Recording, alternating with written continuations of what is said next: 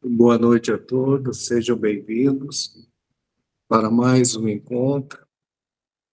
Hoje nós teremos uma palestra online pelo nosso colaborador, amigo, palestrante, historiador Jorge Hessen, que desde a fundação da casa tem colaborado conosco, com as suas palestras, com os seus estudos, com as suas reflexões. Escritor espírita também, tem vários livros disponíveis na internet, em PDF. Bem, o tema de hoje será o direito de errar e a firmeza moral para escolhas edificantes de condutas corretas. Nós faremos uma prece e de imediato passaremos a palavra ao nosso querido amigo. Amado Senhor, nesse instante em que aqui nos encontramos, investidos da responsabilidade de divulgar os ensinamentos cristãos por intermédio da doutrina espírita, rogamos inspiração e roteiro para o palestrante da noite e pedimos a presença dos teus abnegados mensageiros para que possam nos envolver, nos auxiliando a vencer as dificuldades do dia a dia. E desta forma, damos por iniciados nossos trabalhos da noite de hoje, passando a palavra ao nosso querido amigo Jorge Hessen.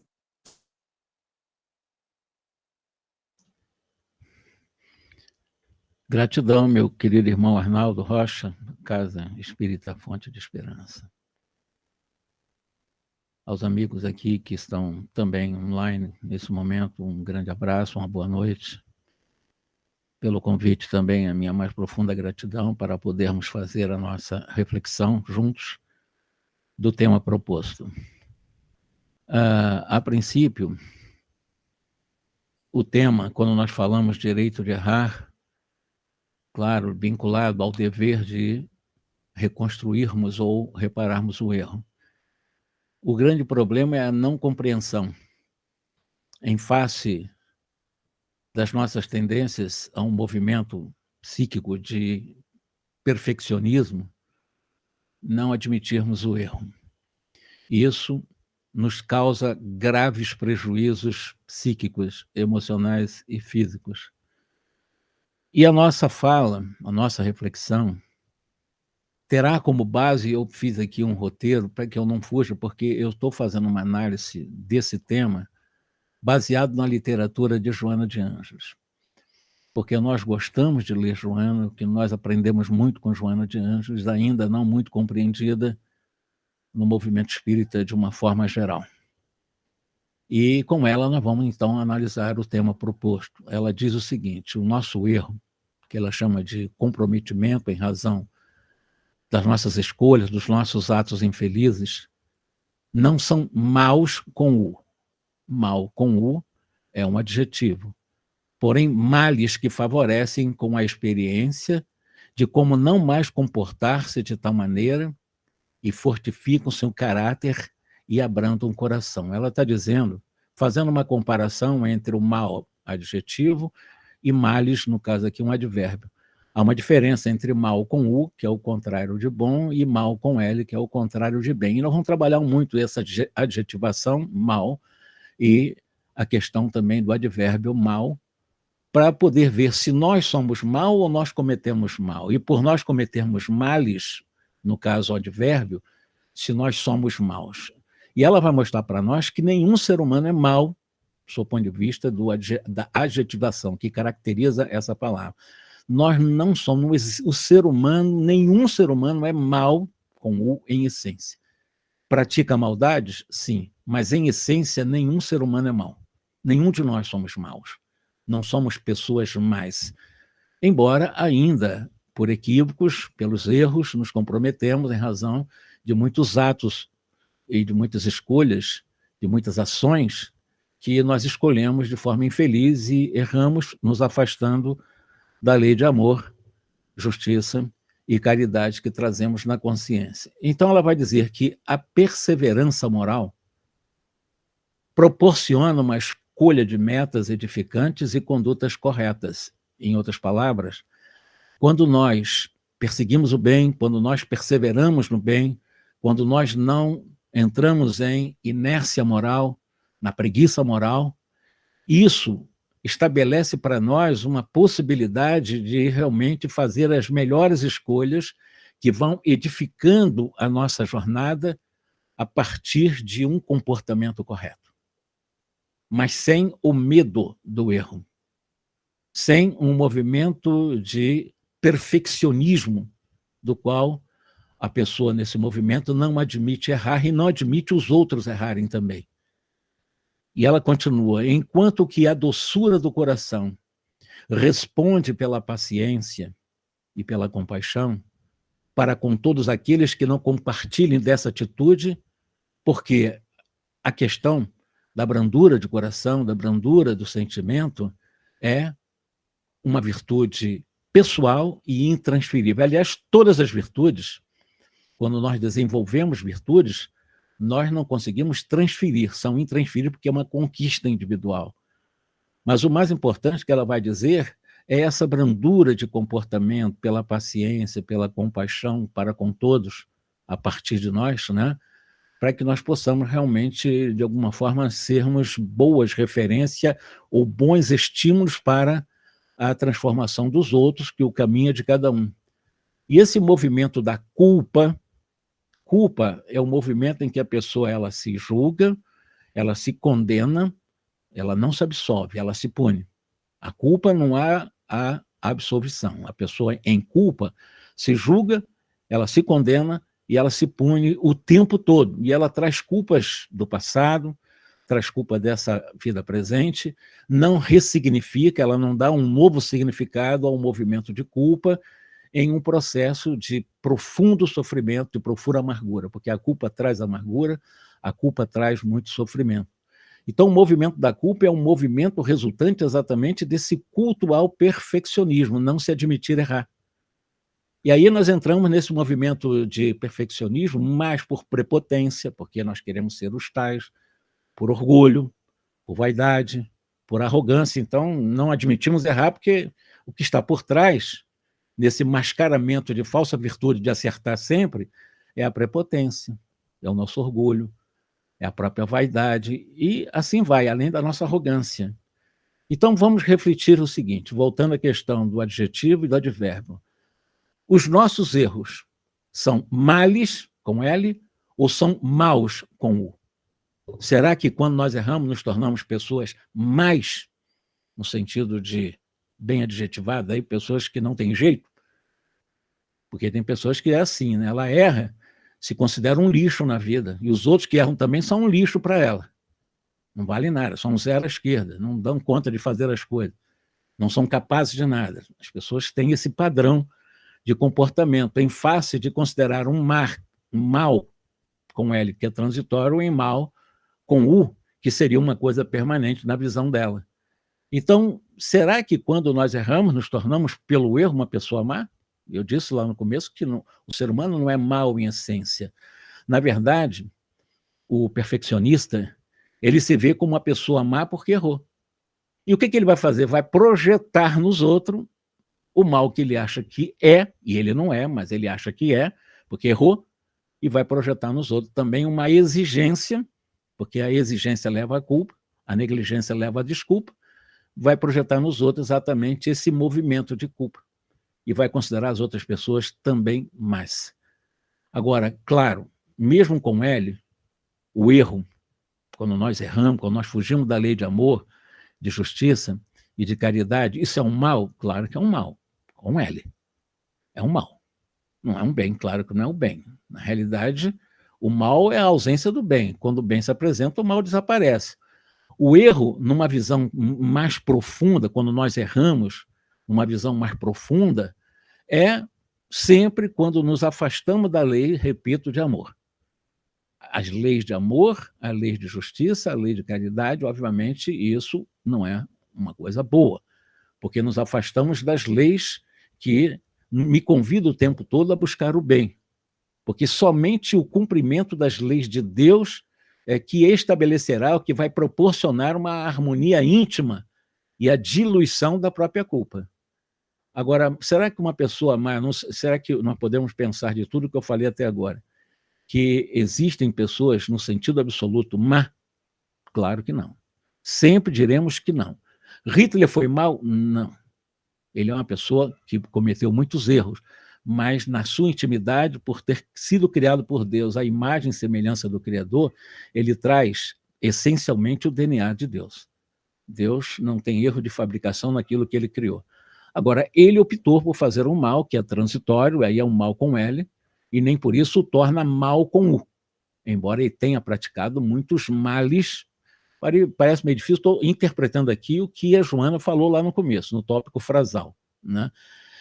Então, há uma diferença entre esse mal com U, que eu chamei de adjetivo, e esse mal com L, que é a ausência do bem. Portanto, quando fala em ausência do bem, é transitório.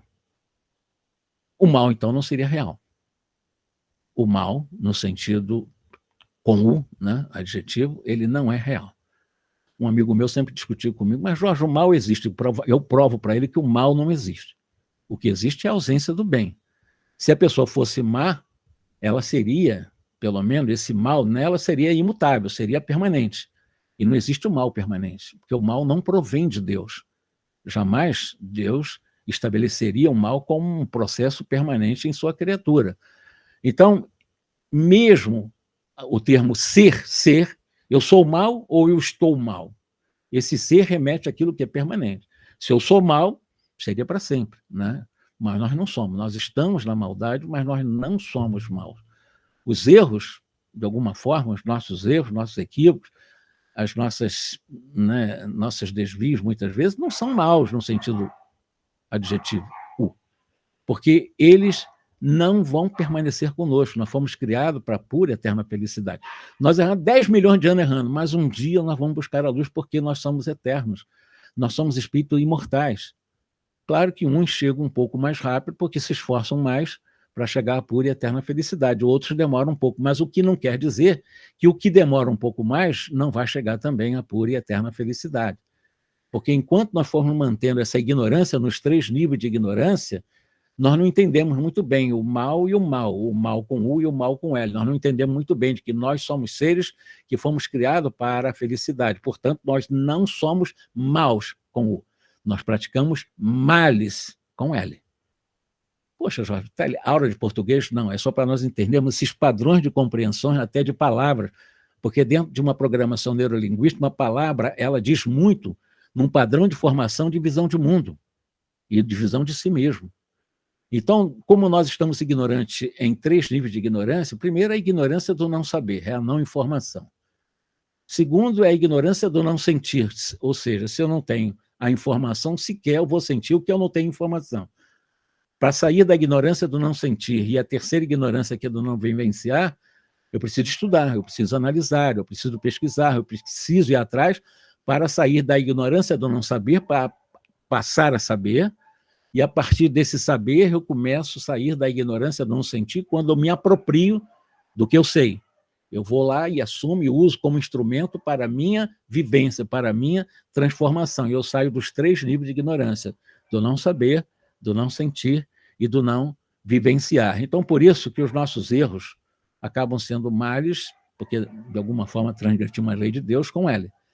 Quando nós contrariamos, por exemplo, a lei divina, nós criamos esse mal com L, mas sempre pela criação, nós, em algum momento, retornaremos ao bem. Quando nós vemos os erros como males, frutos de ignorância, nós vamos mudar uma concepção do próprio mal, porque nos vemos como aprendizes da vida. Todos os seres humanos somos aprendizes. Só não são aprendizes os anjos. Jesus é mestre. Nós somos aprendizes. Todos nós somos aprendizes da vida. E, como aprendizes, ao invés de nos vermos como pessoas mais, desprezíveis, que merecemos sofrer pela própria culpa, porque o meu perfeccionismo não admite eu errar. Como aprendiz, eu necessito, então, será que eu preciso sofrer para aprender? Claro que, por mais óbvio que seja, o aprendiz merece aprender. Sofrer por quê? Ele pode transformar em sofrimento, mas o aprendiz ele precisa aprender. Sair da ignorância, do não saber, do não sentir e do não vivenciar o que sabe. E como é que se aprende? Errando e acertando, obviamente. Nós vamos errar muito, é direito que nós temos, porque se Deus exigisse de mim acertar sempre, estaríamos fora da lei que ele criou de amor. E ele não cria coisas impossíveis, ele cria pelo amor exatamente a lei natural. Como ser ignorante, ainda estamos na ignorância, e ainda em processo de aperfeiçoamento, mas carregando uma terrível e grande imperfeição, nós temos o direito de errar. Claro que com o dever de buscar a reconstrução do erro, ou seja, nós procurarmos a reparação desse erro, mas o direito é natural. E Deus, na sua sabedoria, sabe disso, não vai exigir de mim, como aprendiz, acertar sempre, né? Então, eu preciso assumir com coragem a reparação do erro, mesmo tendo o direito, pela minha ignorância ainda, e por estar um pouco distante da perfeição, ou muito distante, né? Agora, nós complicamos porque nós vemos um erro, voltando, como uma coisa que vai perseguir o tempo todo. Esse adjetivo mal com U, né? Que deve ser execrado, que tem que ser arrancado de nós. E nesses movimentos psicológicos, nós entramos exatamente, como eu disse, na culpa, na amargura, na autocobrança, a partir de uma arrogância, através de um movimento de culto perfeccionista, né? E esse culto perfeccionista, as pessoas só vão vender a imagem pelo orgulho manifesto, né? Eu sou tal, eu sou o exemplo, eu sou o modelo. Quer dizer, é mera ilusão dessas pessoas, estão na mais absoluta ignorância ainda, não conseguiram sequer sair do nível da ignorância, do não conhecer, né? Então, eu quero, esses perfeccionistas, claro, eu quero porque eu quero a ferro e fogo por autodecreto ser perfeito, e a partir de agora eu sou perfeito, revogam-se todos os dispositivos contrários, é um autodecreto. E nessa direção, o que ele vai fazer? Ele vai decretando para eles mesmos uma intensificação do processo daquilo que nós chamamos de culpa, que é o movimento de auto-julgamento, autocondenação e de autopunição.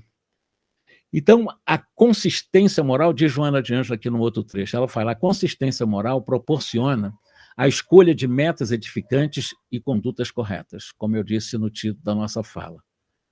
Enquanto que a brandura, como eu disse lá no início, do nosso coração, né, nós dulcificarmos o nosso sentimento, responde pela paciência, pela compaixão, como nós dissemos lá atrás, para que todos aqueles que nos compartilhem dessa atitude possam sentir o contágio da brandura, da paciência, da humildade, e sempre lembrando que esses movimentos são intransferíveis. Dessa forma, agindo assim, nós não vamos nos culpar, também não vamos nos desculpar, e também, de alguma forma, não vamos culpar os outros, nem temos esse viés aí de estar criticando o tempo todo, nós vamos nos esforçar o tempo todo para acertar.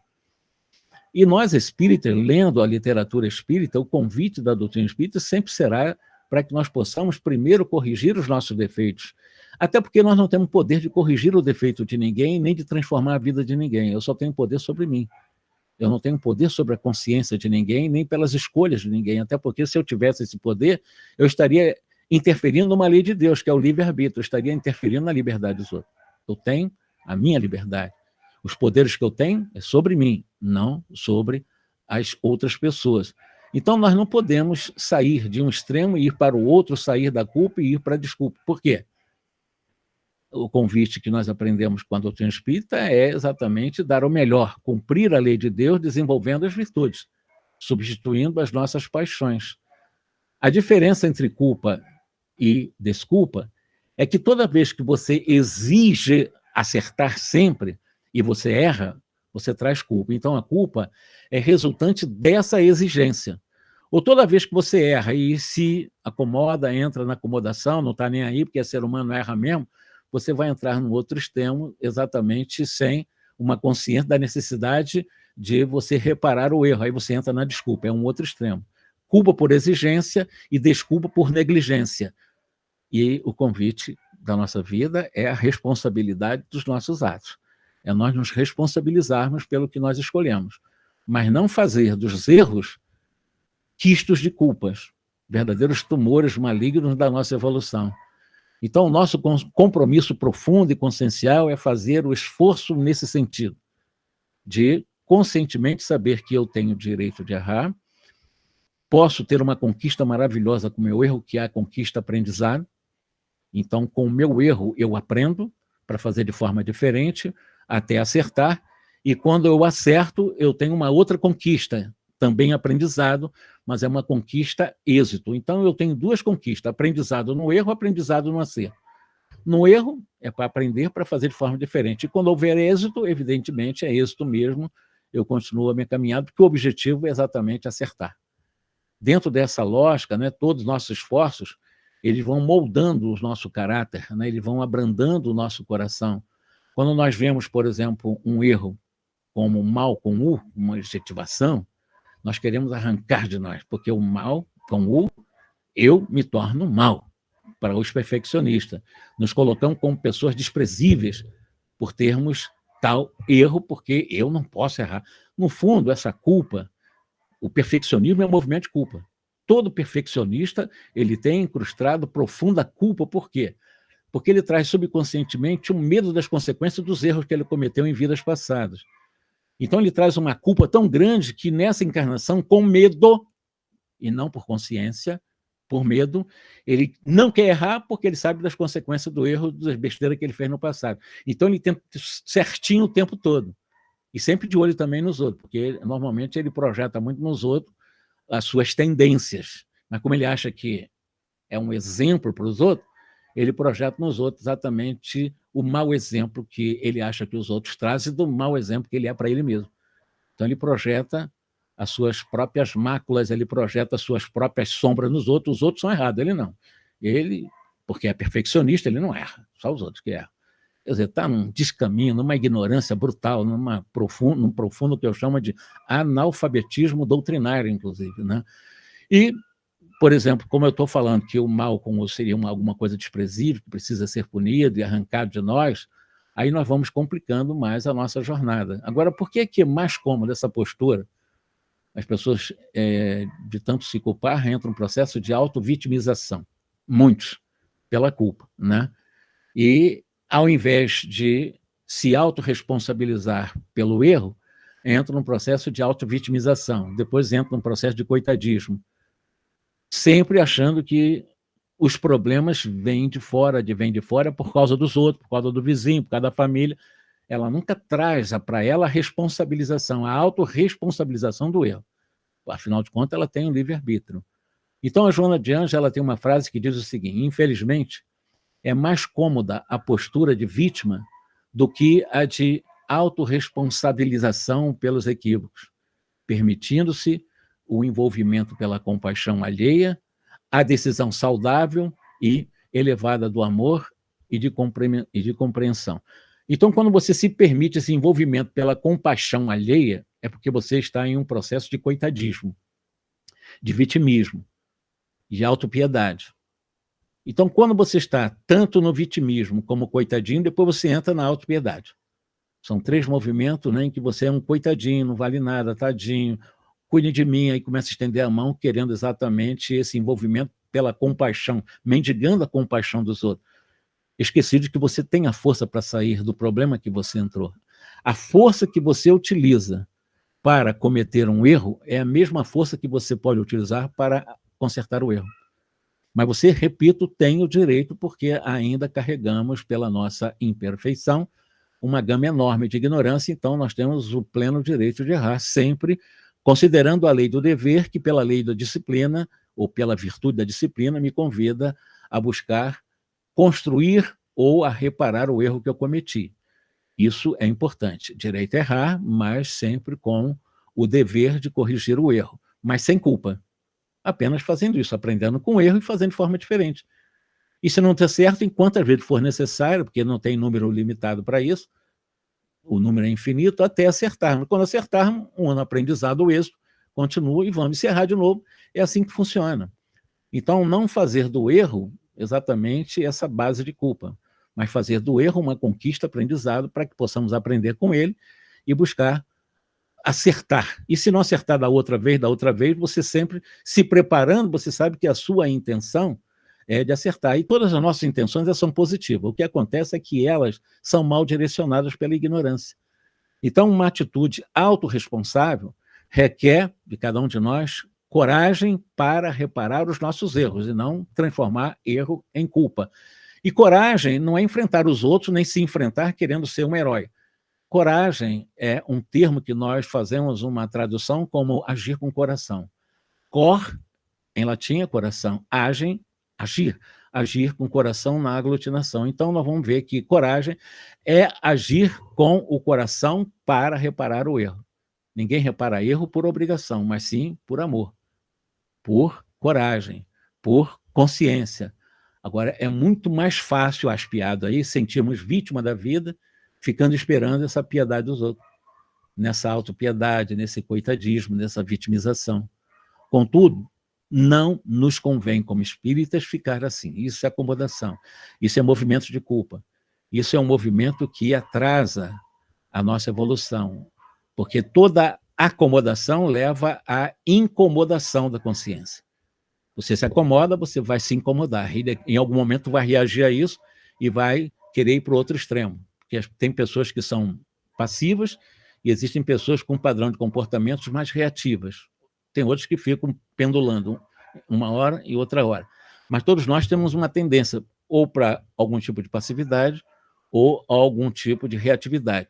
O mais importante que a doutrina espírita nos ensina é trazer para nós, na autorresponsabilização, as nossas escolhas, e se nós escolhemos fazer errado, é aprender com o erro, numa conquista aprendizado, para que possamos fazer certo.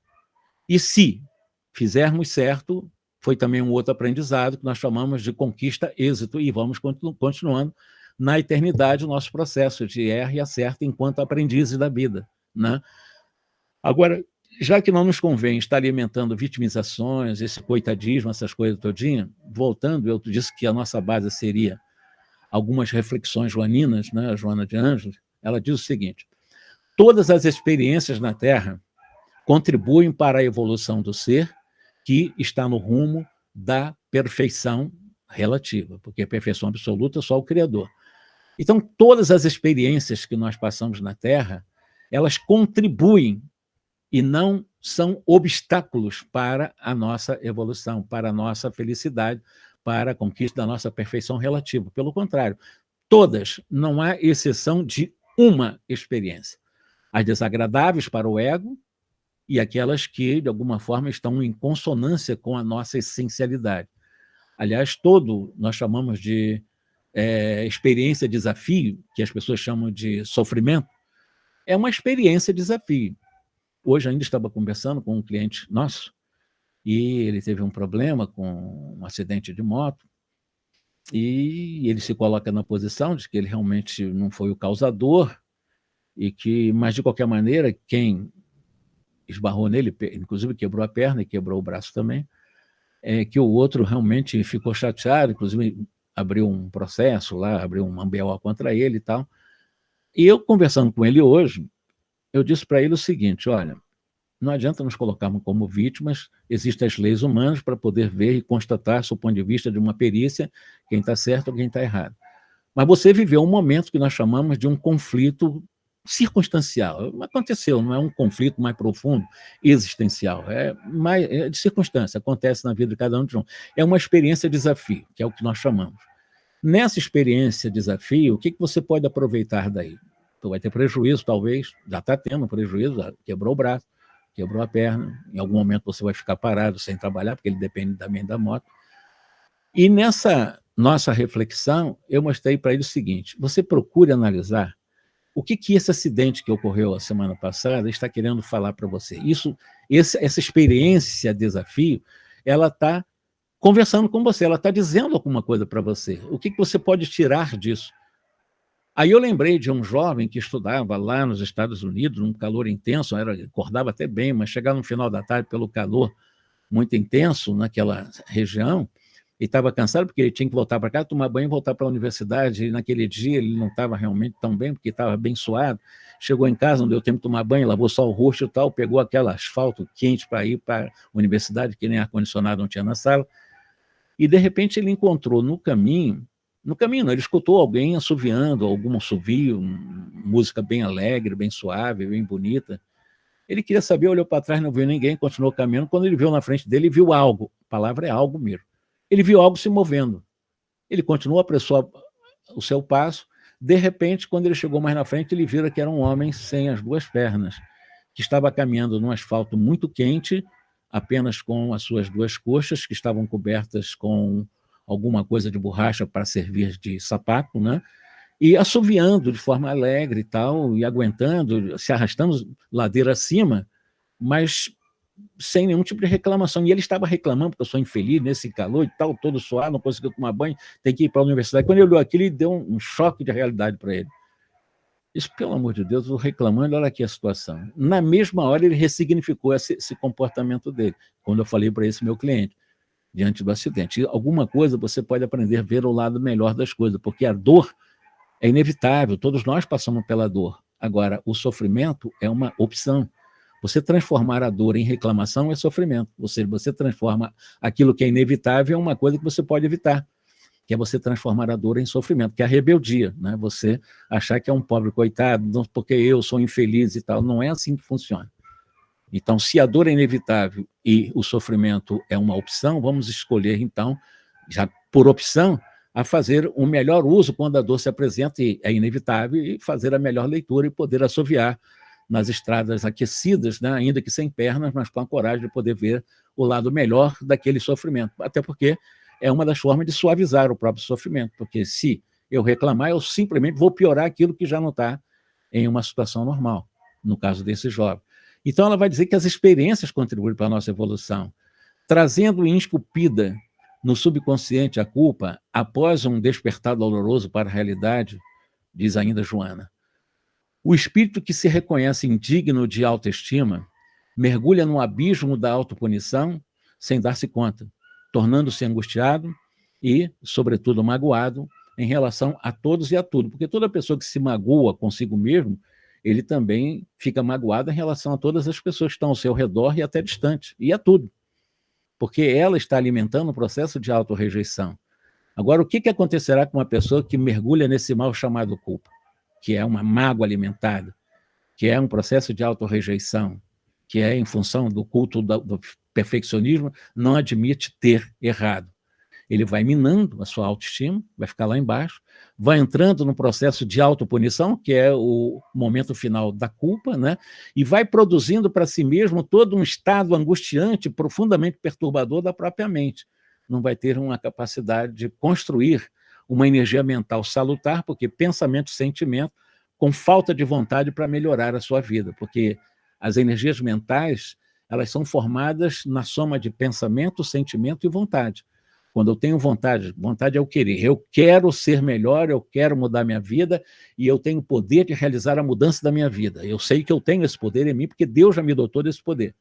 E quando eu uso a minha vontade, pensamento e sentimento, através dessa vontade firme de querer mudar a minha vida, eu posso mudar a minha vida, porque eu consigo mudar a minha vida, eu tenho capacidade dessa mudança e, acima de tudo, por ser criado por Deus, por amor, para exercer o amor, eu mereço mudar a minha vida, porque eu fui criado por amor.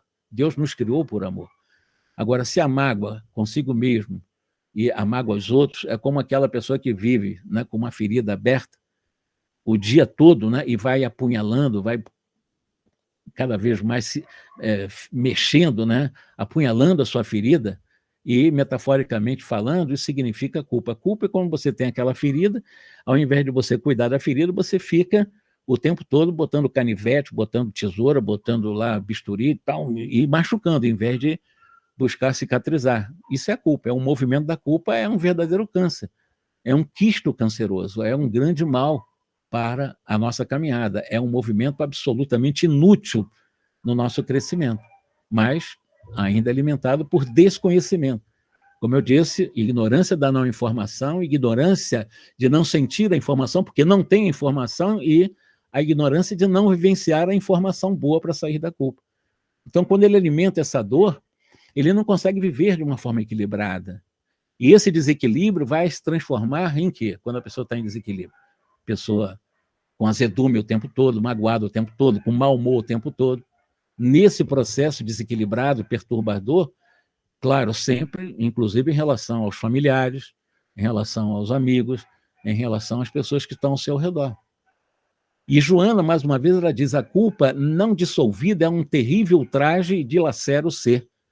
Conscientemente não, ou não, infligindo a necessidade da reparação do dano causado. Por isso mesmo, o perdão ao mal de que se foi objeto, ou aquele que o infligiu, é de grande importância não apenas a quem agride, acusa, malsina, mas também e principalmente a si mesmo, Joana de Anjos. Quando ela fala também sobre essa questão de a culpa não dissolvida, não diluída, não desintegrada, dilacera a nossa vida. Porque quando eu falo direito de errar, eu estou falando de nós podermos ter a capacidade de diluir a culpa, de ir fazer com que essa culpa não venha prejudicar no processo perturbador de uma vida equilibrada. As pessoas desequilibradas é porque no subconsciente traz a culpa. A pessoa que cultua o perfeccionismo são pessoas que têm incrustado culpas enormes. Por isso que tem a tendência ao perfeccionismo. É a exigência, sempre a exigência de acertar e não se admitir errar. Isso é culpa que traz do passado, que ela nem se dá conta, mas é a culpa que leva a esse ato, né? A esse culto ao perfeccionismo. É indispensável que nós possamos nos permitir, sim, o direito de errar. Isso é indispensável. Se eu não me der o direito de poder me permitir errar, eu vou ficar durante longos anos ainda alimentando esse quisto, esse câncer da culpa. Considerando, porém, claro, que se eu erro, a minha consciência, dentro da consciência, segundo o Erasto não, é Lázaro, no Evangelho segundo o Espiritismo, ele nos diz que, de alguma forma, nós precisamos compreender a lei do dever. Dever é uma lei, não a obrigatoriedade de eu ser bom. Eu tenho o dever, a vida, as leis divinas me convidam a fazer o bem. Não por obrigação, porque eu tenho livre-arbítrio, mas por dever. E o dever me convoca a uma virtude chamada disciplina. Eu somente conseguirei acertar os meus passos, fazer as coisas certas com disciplina. Agora, se eu errar, eu tenho o dever de reparar, mas não fazer do erro quisto de culpa, mas preparar a minha consciência e, na disciplina, reparar o erro. Isso quantas vezes, bilhões de vezes, se for necessário. É assim que funciona. Exatamente assim que funciona. É errar, aprender com o erro e com o dever de reparar esse erro. Aprendendo com o erro, reparando esse erro. Sem, evidentemente, transformar esse erro em culpa. Sem, inclusive, até com predisposição, porque na culpa a pessoa fica num processo de inércia e na inércia sequer vai querer reparar o erro, né? Então, isso é muito importante, porque esse esforço vai fazer com que nós possamos superar qualquer constrangimento que a nossa consciência, por algum equívoco, possa nos impor. Porque esse é o grande, é a instabilidade, a insegurança, as pessoas vivem pisando em cascas de ovos porque ela tem medo de tudo, tem medo de si, não tem segurança. E a única forma de você realmente poder ressignificar culpas, e não é do dia para a noite, essa diluição, demora, claro, muito tempo, é preciso você ter o conhecimento de como, sentir esse como, para você vivenciar esse como. Então, é você começar a se autoacolher amorosamente, é você se autoaceitar como você é. O que você é? Você é um espírito imortal. Como é que você está? Bom, eu estou com o meu nome chamado Jorge, eu tenho um corpo tantos anos, então, vivi, nasci no Rio. Tudo bem, isso é transitório, isso não é permanente em minha trajetória, em minha jornada eterna. Agora, o que eu sou? Eu sou luz, eu sou essência, eu sou chama divina, segundo os Espíritos, livro dos Espíritos. Nós somos chama divina, nós somos eternos. Mas, enquanto não chegamos à angelitude, nós somos aprendizes. E como aprendizes, eu repito, nós acertamos e nós erramos o tempo todo. E essa culpa não diluída, ou seja, não trabalhada com coragem para a reparação, ela, claro, que vai gerar esses momentos desagradáveis, que muitos chamam de sofrimento, são as experiências de desafio para o próprio espírito. E como aquela pessoa, né, em que vai, eu repito, né, usa o canivete, ou então vai esfolando, mantendo vivo, machucado o tempo todo, a sua ferida. A culpa é isso, é você manter a ferida exposta, você vai esfolando, mantendo viva essa ferida, machucando-se o tempo todo. Culpa é exatamente isso.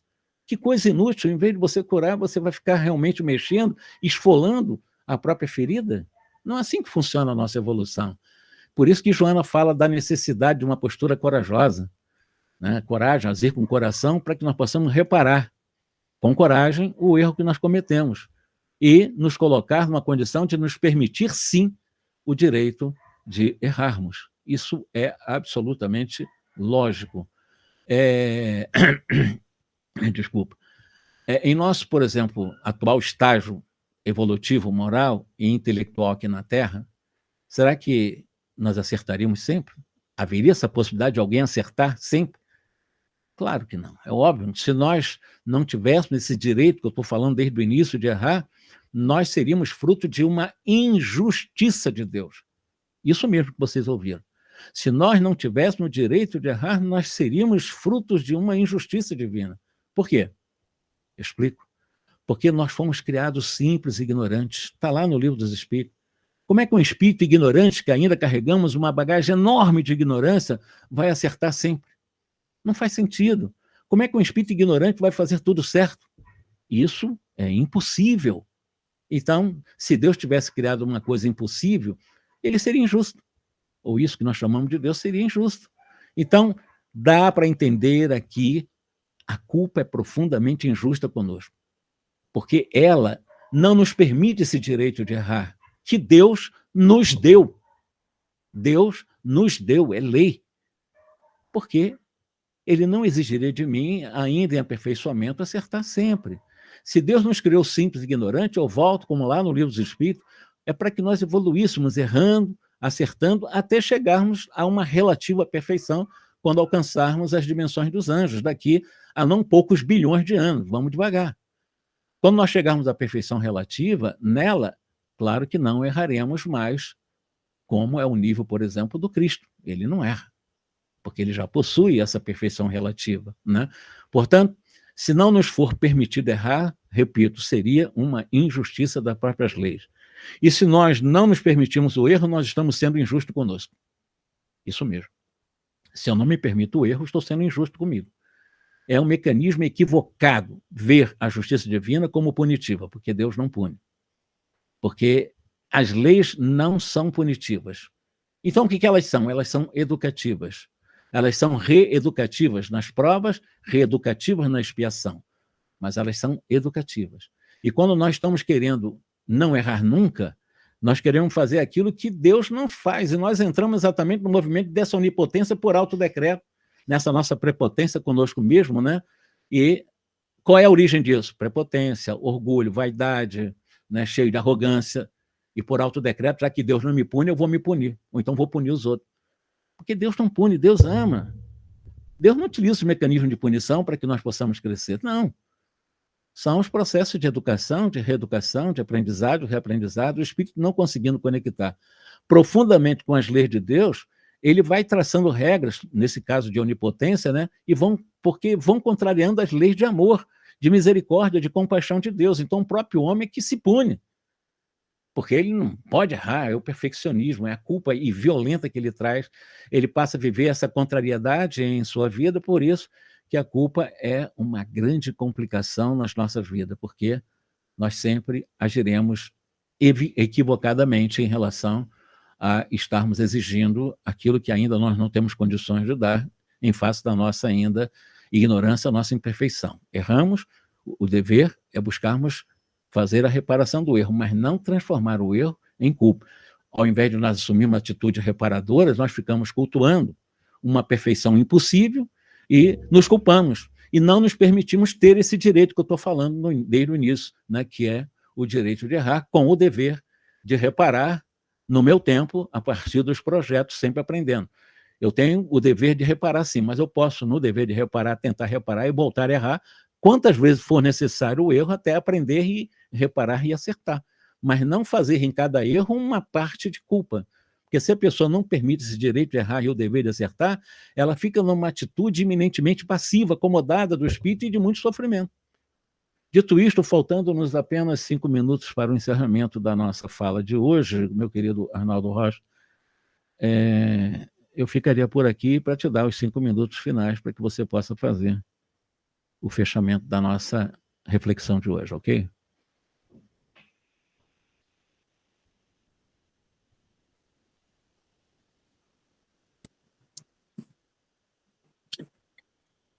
Agradecendo mais uma vez ao nosso querido amigo Jorge Hessing pelas profundas reflexões feitas na noite de hoje, que possamos aprender com os nossos próprios erros, nos transformando em pessoas melhores, superando as nossas fragilidades íntimas por intermédio do autoconhecimento, tão fundamental para que a nossa consciência possa se dilatar de uma forma mais espiritualizada possível. Senhor, agradecemos por estes momentos em que possamos refletir sobre as nossas vidas e compreendermos o quanto precisamos trabalhar a intimidade do nosso ser para sermos uma pessoa melhor que possa servir de pequenino exemplo onde quer que se encontre. Que os nossos erros, como bem disse o Jorge Hessing, não nos levem a uma consciência de culpa, de vitimismo, em que nos sintamos inferiores, e sim um aprendizado a não ser mais repetido. Que o Senhor nos abençoe a todos. Rogamos uma bênção especial por aqueles que estão nos assistindo online, como também por todos que aqui se encontram nesse salão. E uma bênção especial para o nosso amigo querido Jorge Hessing, que sempre, quando chamamos, se coloca à disposição da Casa Espírita Fonte de Esperança. E desta maneira, pedimos a permissão para encerrarmos a primeira parte do nosso encontro, a palestra pública, agradecendo mais uma vez o nosso amigo Jorge Hessing. Graças a Deus.